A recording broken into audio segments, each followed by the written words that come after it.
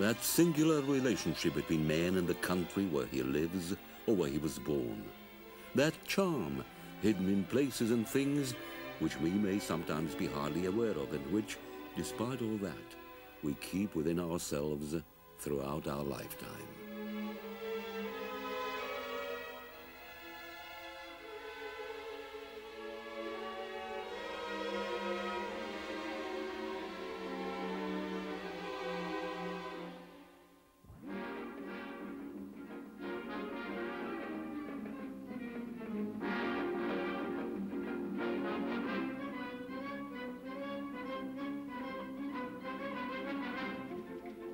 Czechoslovakia of that period was one of the most advanced countries in Europe and a symbol of freedom and democracy for the whole world.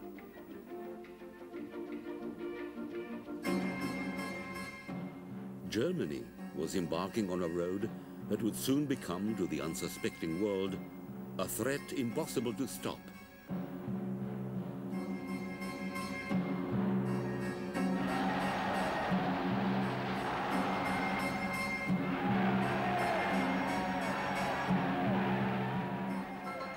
At that time, many honest Germans could still voice their disapproval. Later on, it was too late.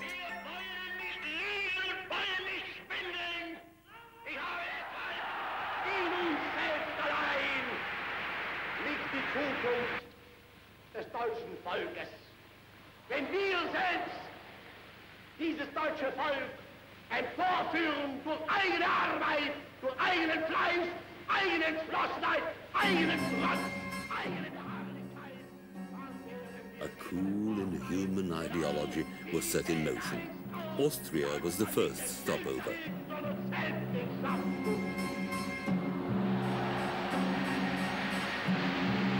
It's either us or them, home into the Reich, was the Sudetengermans' war cry in those days.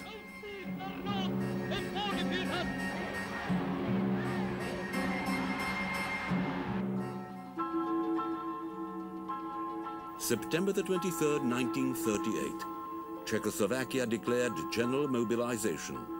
We shall defend our republic, and if need be, we shall become soldiers, was the general feeling of the day.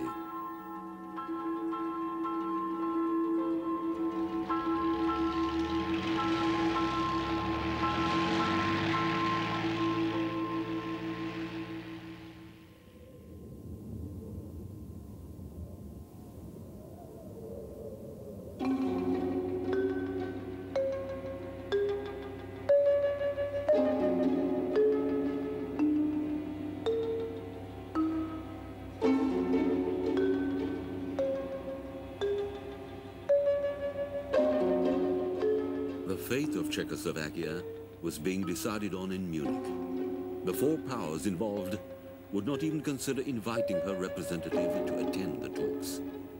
The decision was reached on September the 29th, much to the participating statements' satisfaction. On September the 30th, 1938, the government of Czechoslovakia was forced to accept the Munich Agreement.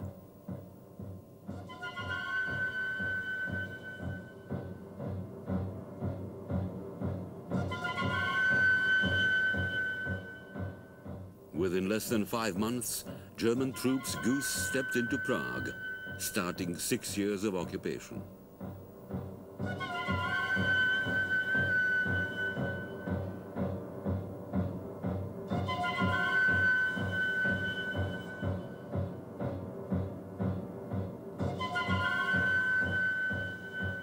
Hitler himself set foot on the pavement of Prague Castle, accompanied by Reinhard Heydrich, the man who in 2 years' time would rule supreme over Bohemia and Moravia.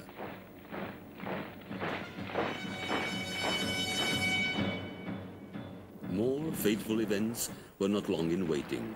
On September the 1st, 1939, Germany invaded Poland.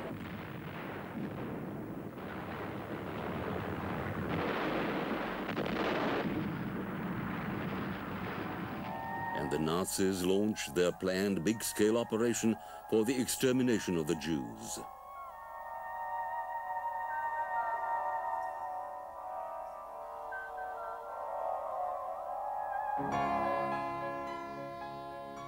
1940 saw Germany's expansion continued.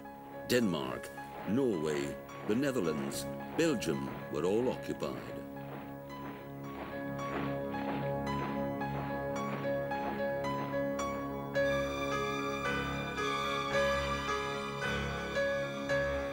France was invaded and part of her territory occupied too. For the time being, the German European campaign came to a halt here in France, within sight of the shores of England.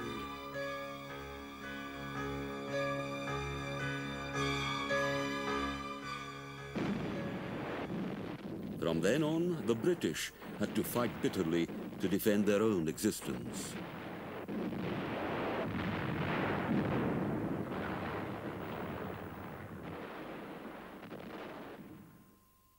September the 27th, 1941, the post of acting Reichsprotector was assumed by SS Obergruppenführer Reinhard Heydrich, who immediately declared martial law in an effort to break the Czech people's resistance by any means.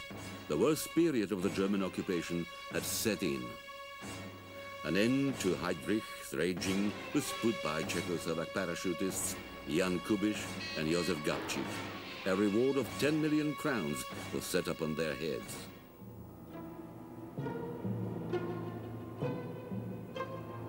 Whoever will offer shelter or assistance to persons involved in the assassination or fail to inform the authorities about such persons or their whereabouts known to him or her will be shot dead with their family. Signed, K.H. Frank on behalf of the Reichsprotector.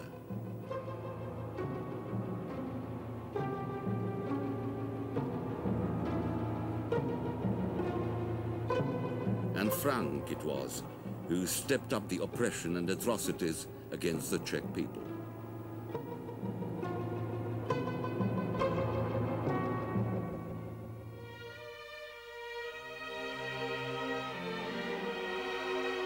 Lidice, a village of 500 inhabitants, 104 houses, a church and a school, one of the many communities of the industrial Kladno region.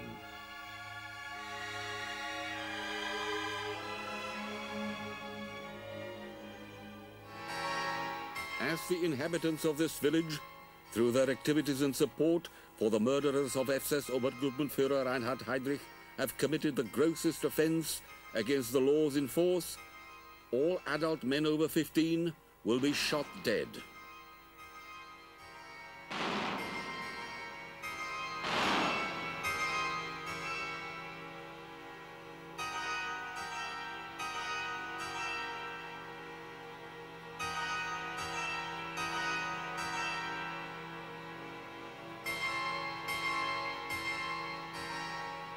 Women will be transported to a concentration camp. The children will be taken away for proper upbringing. The village will be burnt out and razed to the ground. Its name will be wiped off the map for all times.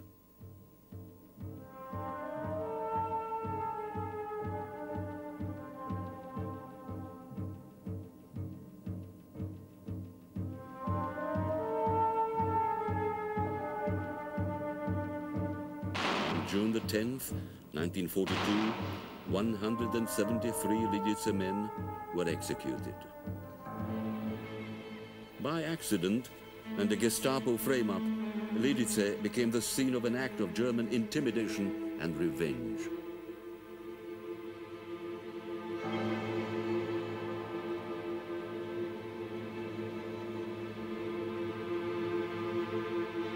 True to their notorious consistency, the Germans put another 19 men and 7 women of Lidice before the firing squad in Prague-Kobylisy on June the 16th, 1942.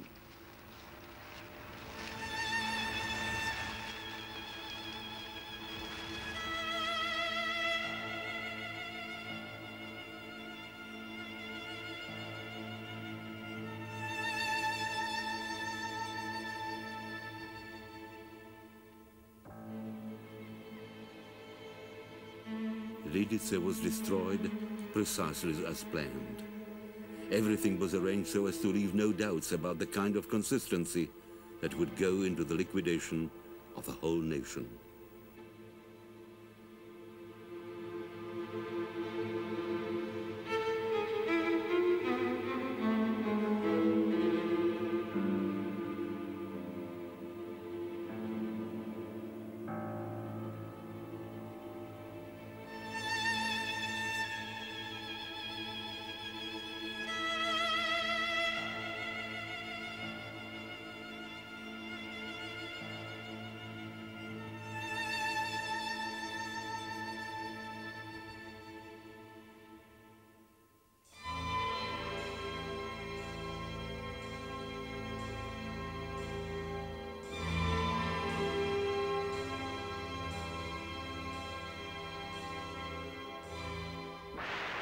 Then the day came when the world said enough.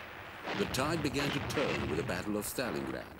A powerful Allied offensive all along the front brought the first victories that would ultimately lead to fascist Germany's unconditional surrender.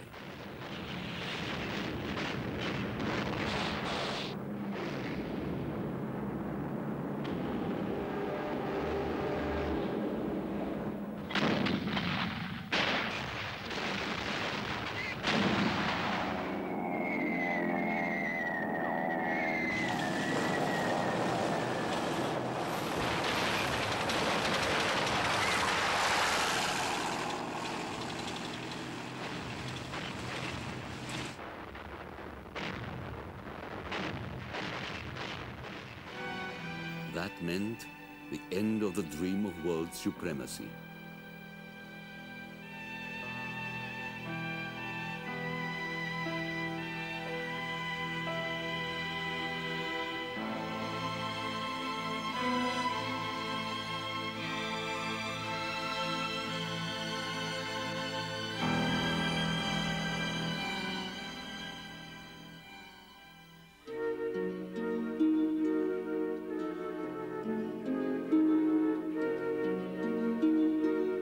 Leaving places of suffering and horrors, intended as places of no return, were those who had survived to remain marked for the rest of their lives.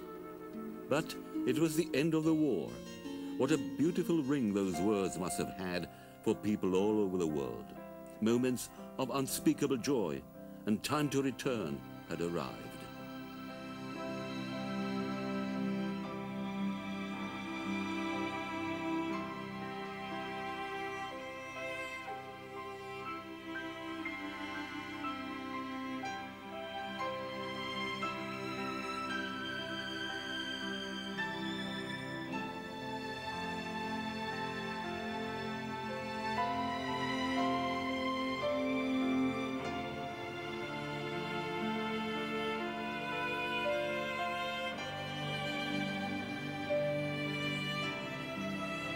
Out of the 203 imprisoned women of Lidice, only 143 returned home. Out of their 105 children, a mere 17 had survived.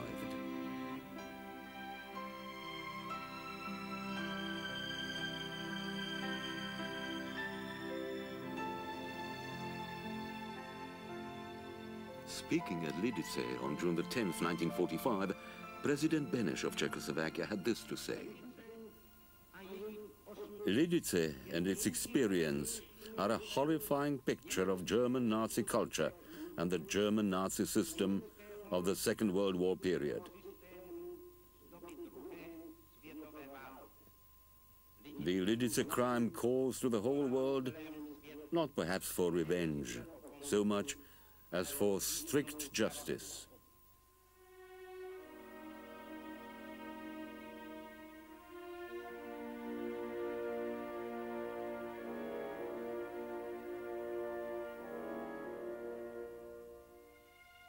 Marzabotto in Italy, Chatyn in Bielorussia, Kragujevac in Yugoslavia, Oradour in France, Tistomore in Greece. Similar towns, similar villages, similar destiny.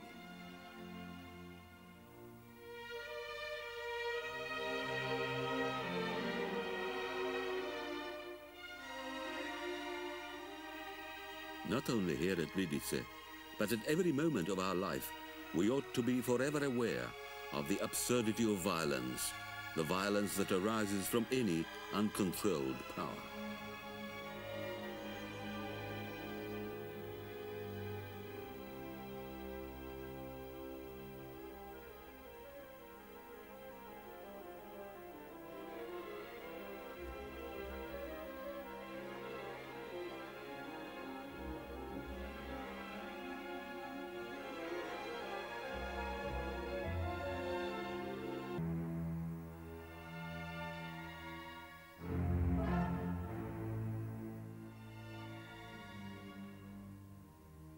Freedom and humanity are the values that deserve our lifelong endeavor.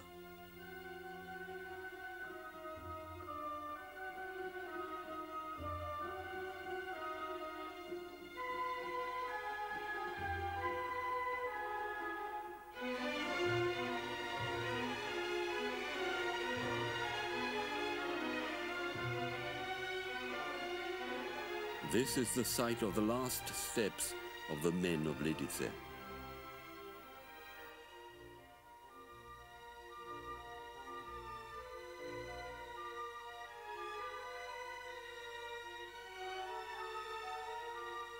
"340 citizens of Lidice were put to death.